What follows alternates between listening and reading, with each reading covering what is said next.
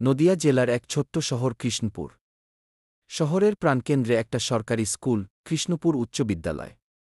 নতুন সেশন শুরু হয়েছে। সপ্তম শ্রেণীর ক্লাসে একজন নতুন ছাত্র এসেছে, অরিত্র। লাজুক, চুপচাপ। নতুন শহরে, নতুন স্কুলে এসে কিছুটা অস্বস্তিতেই আছে ছেলেটা। ক্লাসের মাঝখানে বসে চুপচাপ বইয়ের পাতা উল্টে দেখছে। এমন সময় পাশের বেঞ্চে বসা এক ছেলেকে দেখা গেল হেসে হেসে বলছে, তোর নাম কি রে? অরিত্র মাথা তুলে তাকাল, একটু দ্বিধা নিয়ে বলল, অরিত্র। ছেলেটা হাত বাড়িয়ে দিল, আমি সৌমিক। আমার সাথেই বসবি? এভাবেই শুরু এক বন্ধুত্বের, যা ছিল একেবারে সাধারণ, কিন্তু সময়ের সঙ্গে হয়ে উঠল অসাধারণ। অরিত্র আর সৌমিক যেন একে অপরের ছায়া হয়ে গেল।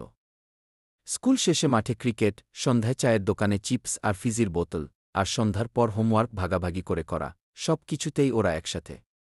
স্কুলের সবাই বলত, ওদের আলাদা করা যায় না। একে দেখলেই আরেকজনকে পাওয়া যায়।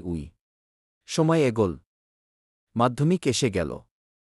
দুজনই ভালো রেজাল্ট করল। কিন্তু কলেজে ঢোকার সময় প্রথমবার ওদের রাস্তা আলাদা হল। অরিত্র চলে গেল কলকাতার একটি নামকরা কলেজে। সৌমিক থেকে গেল কৃষ্ণপুরেই। এই দূরত্ব একটু একটু করে বদলে দিল সব কিছু।